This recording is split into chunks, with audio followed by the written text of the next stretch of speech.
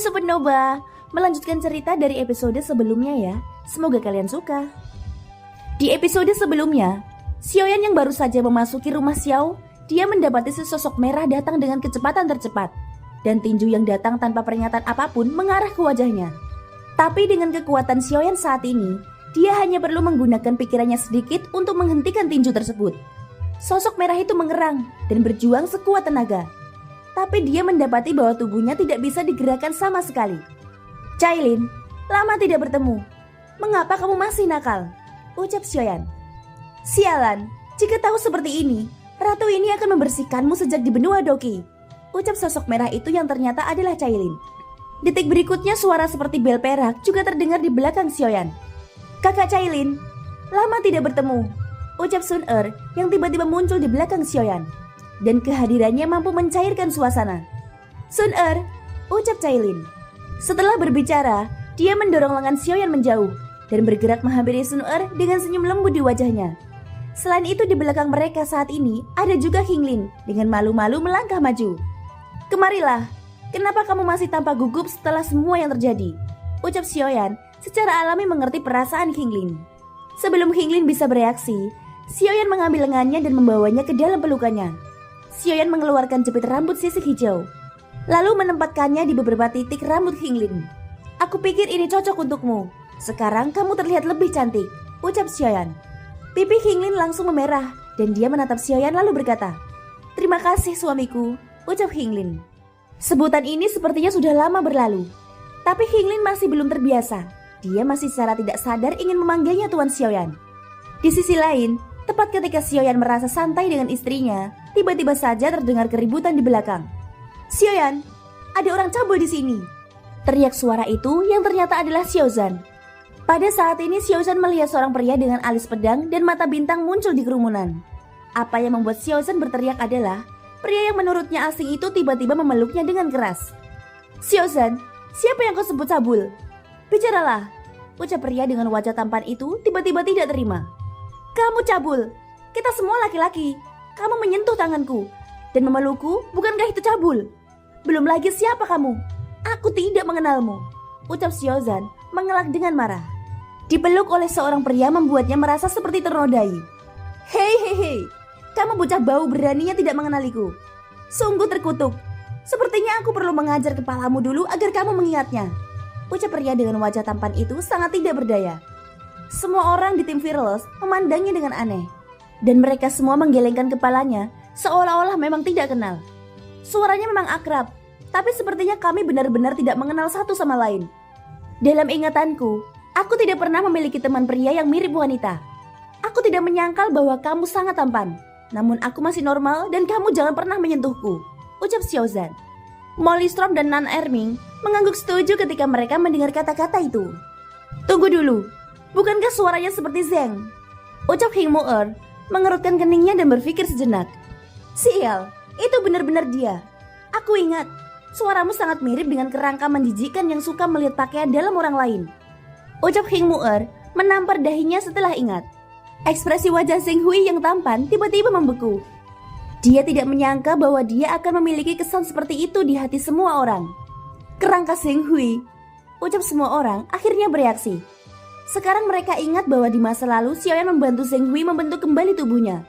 Namun sebelum mereka bertemu satu sama lain, mereka dipisahkan oleh perang berdarah di turnamen 10.000 alam.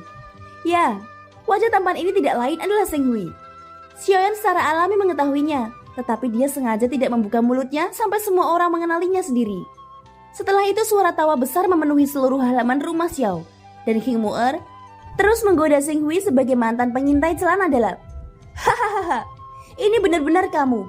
Maafkan aku kawan karena gagal mengenalmu.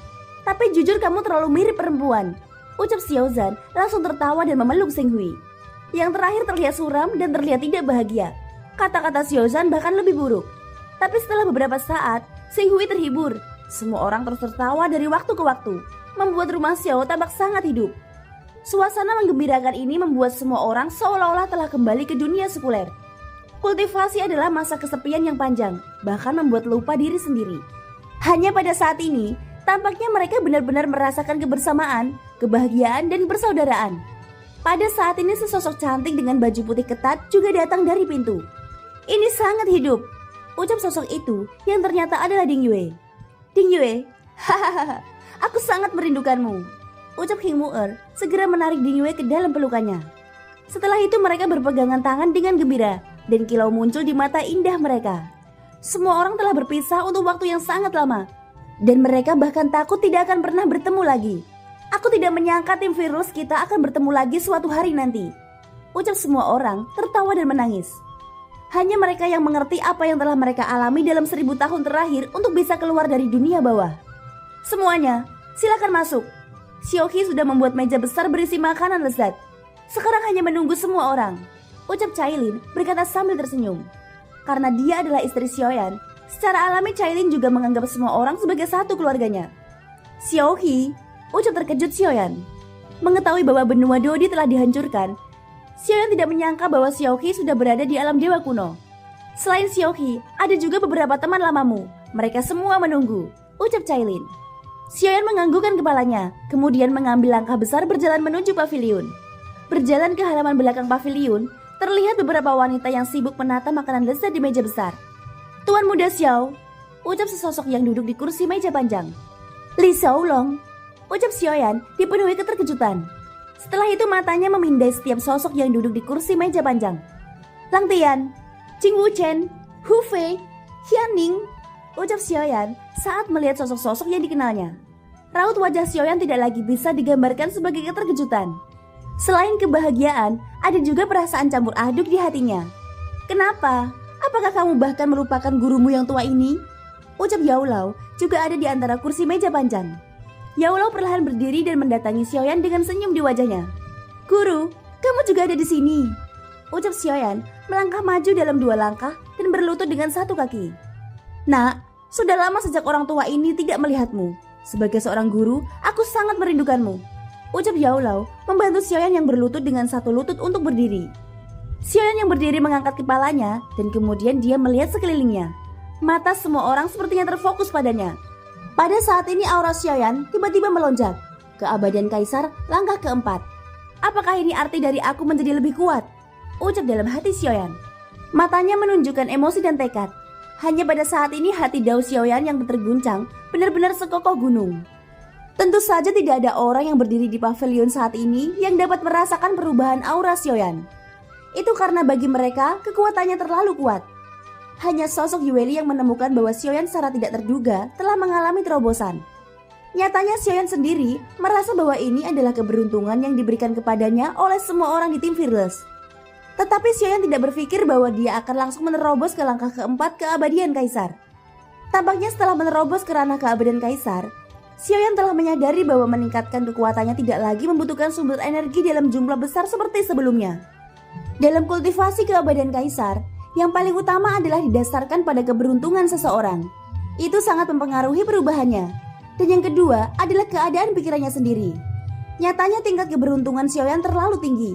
Jadi yang mencegah Xiaoyan untuk meningkatkan kekuatannya sekarang adalah keadaan pikirannya yang tidak cukup kuat.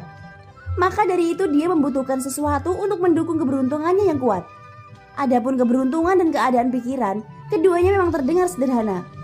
Tetapi sebenarnya itu lebih sulit untuk dikembangkan daripada dibayangkan. Ketika Xiaoyan melihat wajah-wajah yang dikenal ini, hatinya bahkan lebih bersemangat daripada terobosannya. Di dunia yang dilanda perang seperti sekarang, bisa berkumpul bersama seperti ini sudah merupakan sebuah anugerah besar.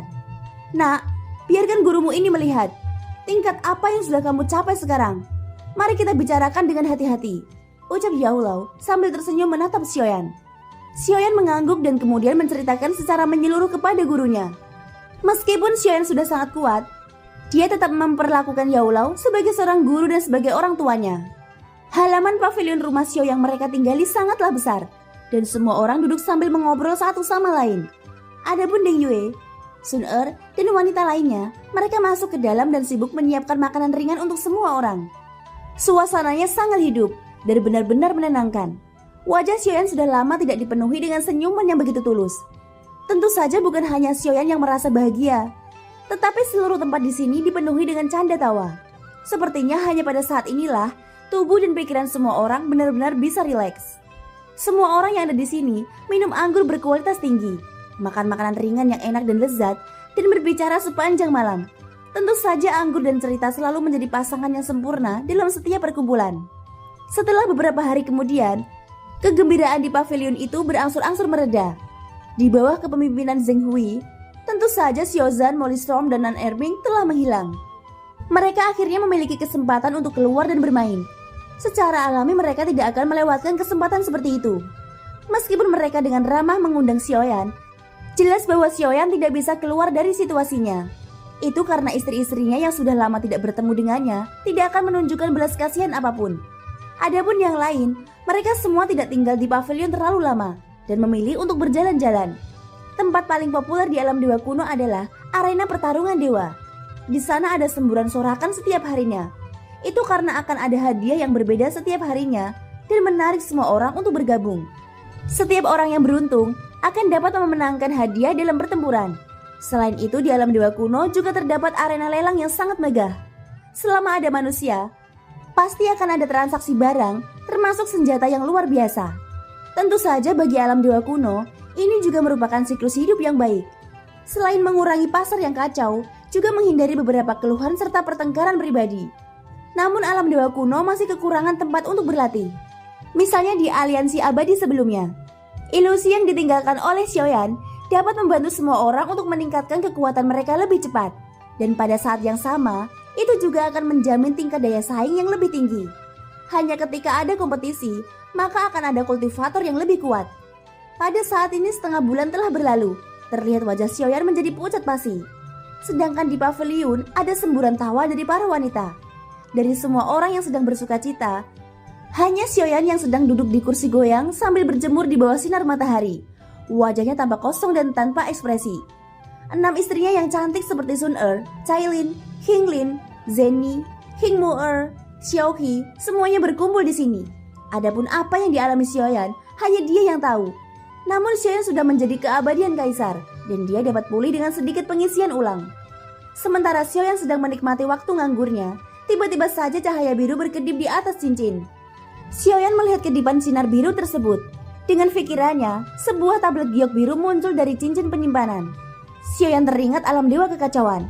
Ini adalah item yang dia dapatkan setelah keluar dari alam dewa kekacauan. Xiaoyan segera berdiri, memasuki kamarnya, kemudian mengunci pintu dan memasang pelindung khusus. Setelah duduk bersila di tempat tidur, Xiaoyan mengeluarkan tablet giok biru lagi. Kekuatan jiwanya melonjak keluar kemudian menembus ke dalam tablet giok. Ada ledakan cahaya biru di sekelilingnya.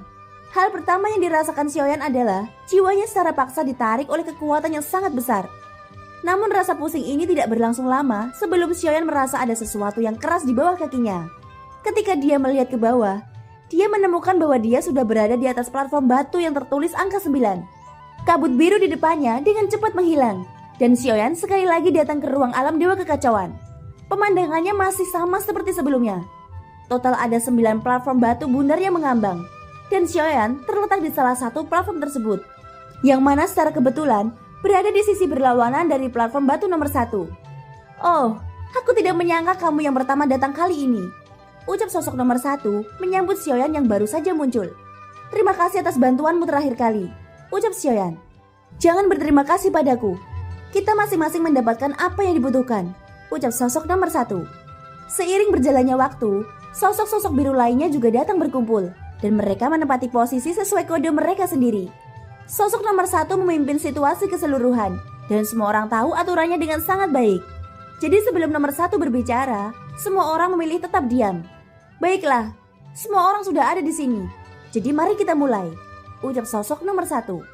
"Nomor 1, bahan untuk pedang Citian telah diterima. Tetapi kesulitannya tidak rendah. Aku membutuhkan waktu 100 tahun untuk menempa pedang ini," ucap sosok nomor 8 yang berada di samping Xiaoyan berbicara lebih dulu. "Baik, aku juga mengerti, dan kamu bisa menyerahkannya padaku di masa depan," ucap nomor 1. "Nomor 3, apakah kamu setuju? Menurutku hal-hal yang berlimpah seperti itu sebaiknya dipercayakan kepada orang yang tepat," ucap nomor 1 sambil melirik nomor 3. "Tentu saja. Kalau begitu terima kasih banyak. Aku merasa tersanjung dan sangat senang," ucap nomor 3 sambil tersenyum. Sementara itu Xiaoyan hanya mendengarkan, tapi dia memahami sedikit apa yang sedang mereka perdagangkan satu sama lain. Namun tampaknya transaksi atau pembicaraan di antara mereka harus melalui satu tangan sebelum dapat dialihkan ke pihak lain. Jadi tidak ada keraguan tentang status nomor 1 di sini. Tapi jika demikian, semua informasi ini akan melewati satu tangan. Xiaoyan bertanya-tanya siapa sebenarnya identitas nomor 1 dan apa tujuannya membawa mereka ke sini. Tentu saja Xiaoyan tidak berani mengungkapkan pemikirannya. Kecuali dia. Meski hanya percakapan sederhana, Xiaoyan bisa merasakan bahwa kekuatan mereka sangat mengerikan dan bahkan mungkin lebih kuat dari yang dibayangkan. Tentang dari mana asal mereka, apakah mereka manusia atau binatang, di bawah penampilan sosok biru seperti ini tidak ada cara untuk mengetahuinya. 1. Apakah ada yang lain? Jika tidak ada yang lain, aku akan pergi, ucap nomor 2. Xiaoyan ingat bahwa ketika dia pertama kali datang ke sini, nomor 2 selalu terburu-buru untuk pergi, dan dia tampaknya tidak banyak berkomunikasi dengan yang lainnya. Jangan terburu-buru, mari kita tunggu sampai semua orang untuk membagikan informasi terlebih dahulu. Aku pikir kamu akan tertarik untuk mendengar semuanya, ucap nomor 1. Detik berikutnya nomor 2 hanya bisa diam tanpa menjawab. Dia juga tidak berniat pergi lagi. Konflik antara dunia menjadi semakin intens. Sejauh ini kami telah mengambil tindakan untuk menghancurkan 2 subdunia yang datang untuk memprovokasi kami. Aku khawatir jika ini terus dibiarkan, keseimbangan dunia akan terganggu. Setahuku sudah berkali-kali dunia mulai bertingkah aneh. Tepatnya sepertinya ada masalah besar dengan sumber daya mereka, ucap nomor 2, memimpin dan berkata perlahan. Di sisi lain Xiaoyan tercengang saat mendengar kata-kata itu. Dia tahu bahwa nomor 2 datang dari dunia lain. Tapi apa yang mengejutkan Xiaoyan adalah ternyata tidak hanya Sensi yang menghadapi masalah invasi, tetapi dunia lain juga mengalami masalah yang serupa.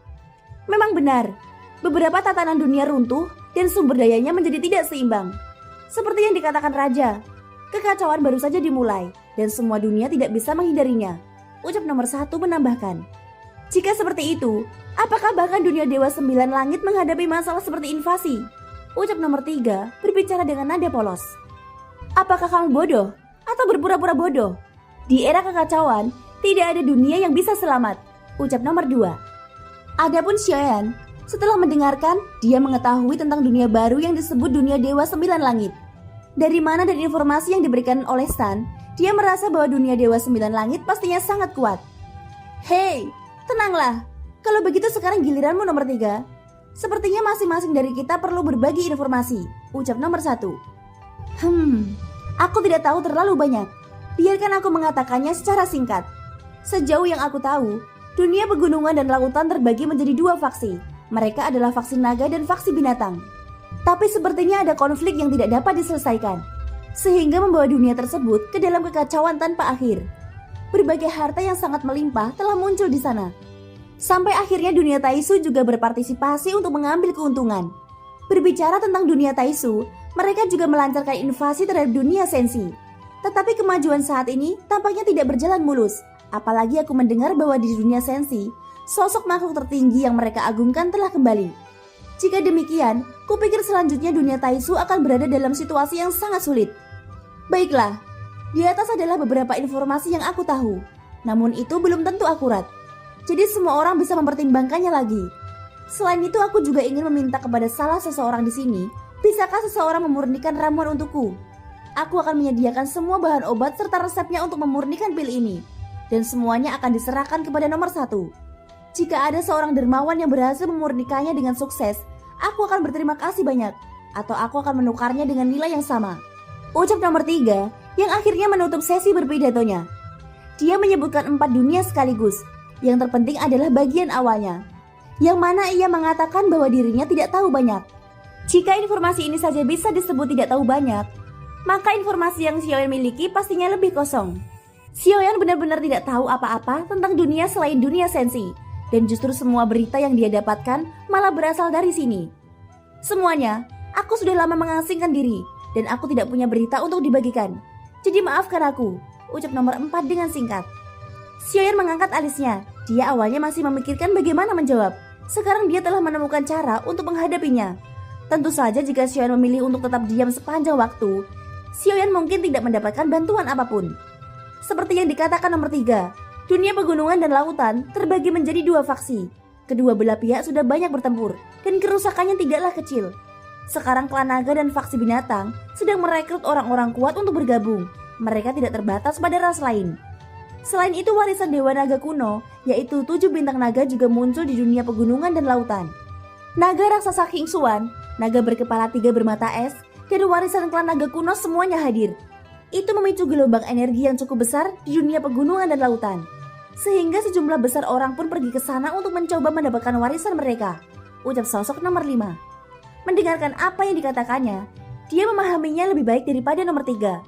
Tetapi dia hanya mengetahui dunia pegunungan dan lautan, yang juga menunjukkan bahwa nomor 5 seharusnya berasal dari dunia pegunungan dan lautan. Saat mereka berbicara, Xiaoyan mengingat percakapan mereka di dalam hatinya. Dia juga menganalisis identitas mereka dan dunia tempat mereka berada. Pada saat ini setelah nomor 5 menyelesaikan tahap pidatonya, sekarang menjadi giliran nomor 6 berbicara. Di dunia sensi, meskipun Taisu menginvasi, mereka tidak menimbulkan ancaman nyata bagi sensi untuk saat ini. Dibandingkan dengan Taisu, masalah internal dan eksternal adalah masalah terbesar bagi sensi. Ada kekuatan bernama Istana Surga Manusia. Mereka sendiri tidak menimbulkan ancaman apapun, tetapi ada keberadaan lain di belakang mereka. Dan ucap nomor 6 tiba-tiba berhenti. Nomor 6 berasal dari sensi yang telah diungkap oleh nomor 3 sebelumnya. Jadi sekarang dia tidak menutupinya dan secara langsung menjelaskan situasi sensi saat ini. Namun semua berita ini adalah rahasia inti bagi sensi. Xiaoyan sedikit mengernyit saat mendengar kata-kata itu. Lagi pula identitas mereka tidak diketahui. Nomor 6 lalu melanjutkan setelah jeda singkat. Dan kemampuan yang dimiliki Istana Surga Manusia seharusnya datang dari sini, dari alam dewa kekacauan, ucap nomor 6. Setelah suara itu jatuh, semua orang di sekitar terdiam sesaat, dan bahkan mereka saling memandang satu sama lain. Nomor 6, apakah kamu mencurigai salah satu dari kita? Ucap nomor 1 langsung mengklarifikasi apa yang ingin diungkapkan oleh nomor 6 dalam kata-katanya. Nomor 6 terdiam, tentu dia ingin mengetahui jawabannya. Xiaoyan baru menyadari bahwa alasan nomor 6 menjelaskan situasinya adalah untuk melihat apakah benar alam dewa kekacauan yang membantu Istana Surga Manusia. Tanpa menunggu orang lain berbicara, nomor 1 berkata dengan serius dengan suara yang dalam. Aku bisa langsung meyakinkanmu bahwa pembantu itu tidak ada di antara kita, ucap nomor 1. Terima kasih atas nama Sensi, ucap nomor 6 berkata dengan sungguh-sungguh. Sensi memiliki beberapa hubungan denganku. Nomor 6, mengapa kamu tidak menjelaskannya secara detail? Karena nomor 1 telah membuktikannya untuk kami. Mohon percayalah pada kami, dan mungkin kami dapat membantu Anda, ucap nomor 3 kemudian berkata kepada nomor 6. Aku belum sepenuhnya memahami detailnya. Aku akan memberitahumu nanti. Situasi sensi saat ini juga sangat rumit, ucap nomor 6 tidak melanjutkan berbicara. Baiklah. Nomor 7, sekarang giliranmu, ucap nomor 1. Saya tidak punya informasi untuk dibagikan, tetapi kali ini aku memilih beberapa produk baru dan ada daftar bahan ramuan. Tentu saja seseorang bisa berhutang lebih dulu atau dapat menukarnya dengan barang lainnya, ucap sosok nomor 7. Setelah mendengar ini, Xiaoyan sedikit mengangkat alisnya. Kalimat nomor 7 kedengarannya lebih seperti seorang pengusaha. Nomor 8, sekarang giliranmu, ucap nomor 1. Seperti biasanya, aku hanya bisa menukarnya dengan senjata duplikat. Tidak ada informasi untuk dibagikan. Jadi mohon maaf, ucap nomor 8 berkata lebih singkat. Setelah nomor 8, sekarang giliran Xiaoyan. Selama semua berdialog, Xiaoyan tidak hanya mendengarkan dengan cermat, tetapi juga memikirkan apa yang harus dia bicarakan. Saat ini dia hanya tahu sedikit informasi. Dia hanya tahu sesuatu tentang sensi.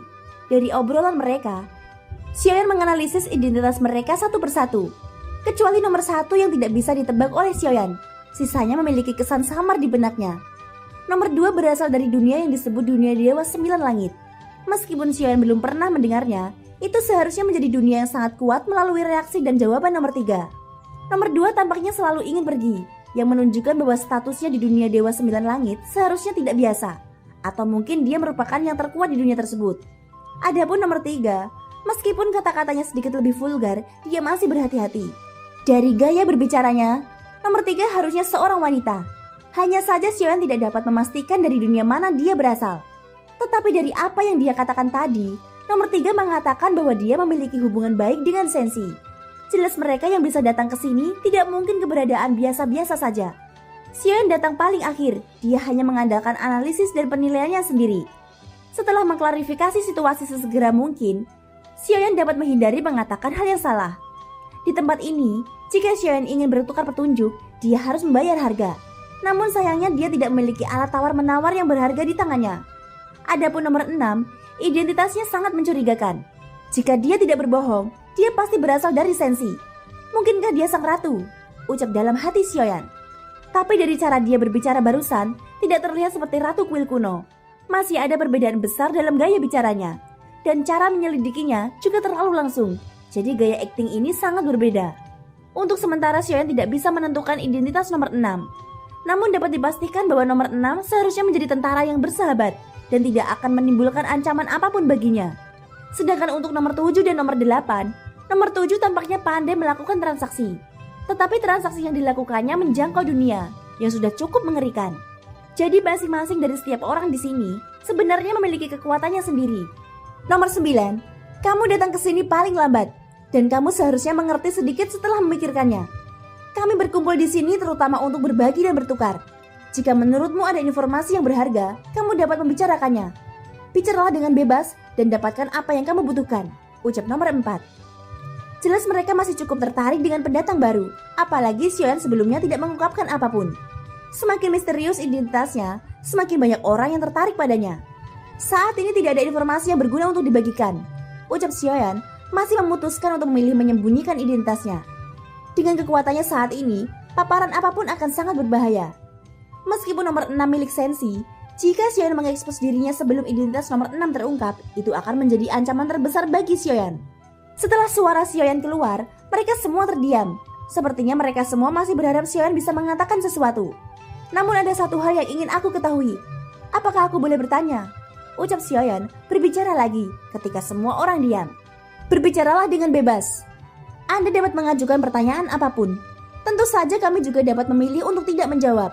Ucap nomor 4. Ini tentang raja. Apa sebenarnya yang raja cari? Ucap Xiaoyan. Pertanyaan ini sontak saja langsung membuat suasana hening kembali. Apakah punya petunjuk? Tanya nomor 3. Mungkin ada beberapa, tapi aku tidak yakin. Ucap Xiaoyan memberikan jawaban yang tidak jelas. Tentu saja Xiaoyan tidak tahu apa-apa tentang makhluk yang disebut raja itu. Sekarang jika dia ingin menetapkan identitasnya, dia harus terhubung dengan hal-hal yang mereka minati. Ceritakan pada kami. Ucap nomor 2. Tapi apakah ada yang pernah mendekati pilar itu? Tanya Xiaoyan setelah diam sesaat. Itu adalah tempat terlarang. Jika kamu berani mendekatinya, kamu akan dimusnahkan oleh raja. Ucap nomor 2. Apa yang raja cari seharusnya berhubungan dengan pilar ini. Mungkinkah dia kehilangan sepotong pilar? Ucap Xiaoyan mencoba mengatakan secara langsung, dan detak jantungnya dipercepat. Itu karena dia tidak lebih dari sekedar berbicara omong kosong. Kehilangan sepotong pilar, ucap serempak semua orang yang hadir kecuali nomor 1. Sepertinya mereka tidak pernah memikirkan arah ini, tapi kedengarannya terlalu menakutkan untuk kehilangan pilar langit. Aku belum mendapatkan petunjuk yang pasti, tapi yang pasti itu harus terkait dengan pilar ini. Ucap Xiaoyan masih berpura-pura terus. Tentu saja Xiaoyan tidak sepenuhnya berbohong. Ketika dia ingin mendekati pilar itu, reaksi raja sangat kuat. Dan alasannya harus terkait dengan apa yang sedang didekati Xiaoyan. Lagi pula selain Xiaoyan, tidak satu pun dari mereka yang berani mendekatinya. Jadi mereka mencurigai bahwa informasi Xiaoyan tanpa dasar. Namun ketika semua orang diam, Xiaoyan tidak bisa untuk tidak sedikit gugup. Lagi pula dia berbicara omong kosong. Bukankah akan memalukan jika itu terungkap? Ya, memang ada teori seperti itu. Tapi sejauh ini belum ada petunjuk baru yang muncul. Ucap nomor 1 tiba-tiba membuka mulutnya. Xiaoyan merasa lega ketika mendengar kata-kata itu. Apa yang tidak dia duga adalah nomor 1 sengaja membantunya. Jangan khawatir, setelah aku mengkonfirmasinya, aku pasti akan membaginya dengan semua orang. Ucap Xiaoyan terus menjaga ketenangannya dan mencoba yang terbaik untuk secara bertahap membuat dirinya berharga di sini. Dengan cara ini dia dapat bertukar informasi yang lebih berguna atau mendapatkan lebih banyak petunjuk yang dibutuhkan. Nomor 3, aku ingin tahu pil obat di peringkat apa yang sedang kamu butuhkan. Jika kamu tidak keberatan, kamu bisa mempercayakannya padaku untuk mencobanya. Ucap Xiaoyan segera bertanya lagi. Dia sekarang berhutang budi pada nomor 1, dan dia tidak tahu kapan akan diatur olehnya. Jadi Xiaoyan harus menemukan cara untuk membuat orang lain berhutang padanya. Nomor 3 lalu berkata, peringkatnya tidak terlalu tinggi, tetapi persyaratannya agak keras. Anda harus memiliki api asli. Jika tidak, Anda tidak dapat memurnikannya. Adapun untuk peringkat pil ini, seharusnya berada di tingkat dewa. Ucap nomor 3 menanggapi Xiaoyan. Meskipun Xiaoyan sudah lama tidak memurnikan pil obat, Xiaoyan masih bisa membedakan peringkat pil obat dengan jelas, yaitu tingkat kaisar, tingkat suci, tingkat dewa, dan tingkat keberuntungan. Jika itu adalah tingkat dewa, Dengan kekuatan jiwa Xiaoyan saat ini seharusnya tidak menjadi masalah. Adapun sumber api, Xiaoyan kebetulan adalah rekan profesional. Tidak diragukan lagi bahwa dia memiliki 3 jantung api sekaligus di tubuhnya. Baik, aku bisa mencobanya. Tapi aku tidak menjamin apakah dapat dimurnikan dengan sukses, ucap Xiaoyan. Tidak masalah, terima kasih banyak sudah bersedia mencobanya, ucap nomor 3. Kalau begitu setelah rapat ini selesai, saya akan memberikan resep dan bahan obat yang dipercayakan oleh nomor 3, ucap nomor 1 kepada Xiaoyan. Baiklah, pembagian informasi sudah selesai.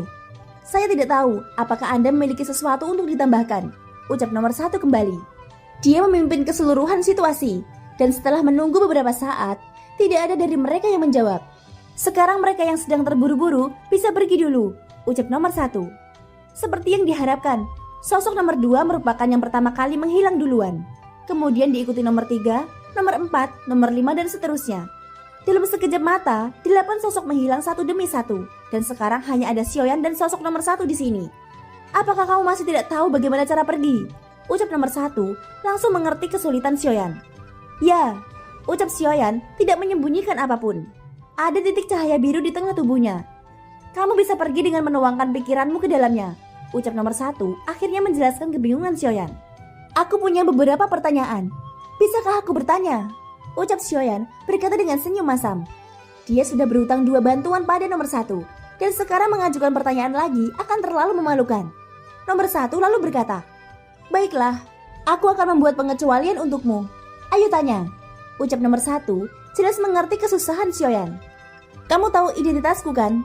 Tanya Xiaoyan. Tentu saja, tapi hanya aku yang tahu. Ucap nomor 1 tanpa menyangkalnya. Xiaoyan segera menarik nafas dalam-dalam.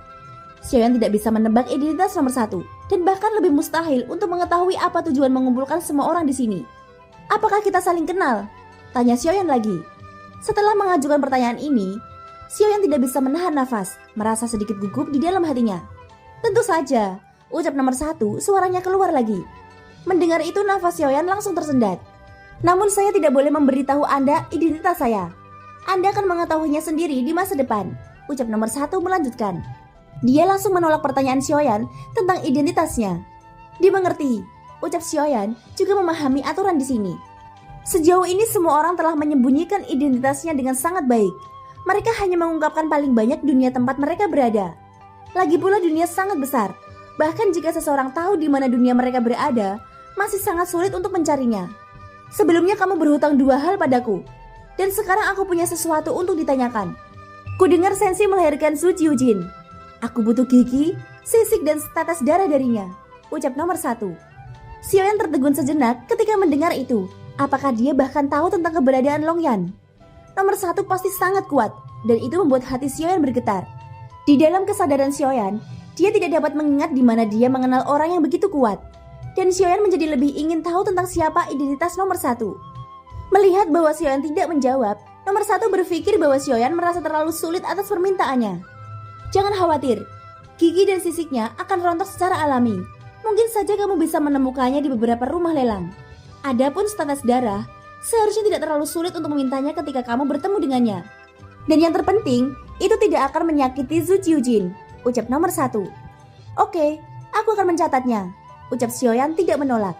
3 hal itu seharusnya tidak membahayakan Long Yan, dan Xiaoyan akan tahu setelah bertanya pada Long Yan di masa depan. Resep dan bahan obat milik nomor 3 sudah dipindahkan ke dalam batu giok spasial Anda. Itu memiliki efek yang sama dengan cincin penyimpanan. Adapun bagaimana mengeluarkan bahan-bahan di dalamnya, Anda hanya perlu menuangkan kekuatan jiwa Anda, ucap nomor 1. Xiaoyan menganggukkan kepalanya. Kalau begitu mari kita akhiri di sini. Selamat tinggal, ucap Xiaoyan.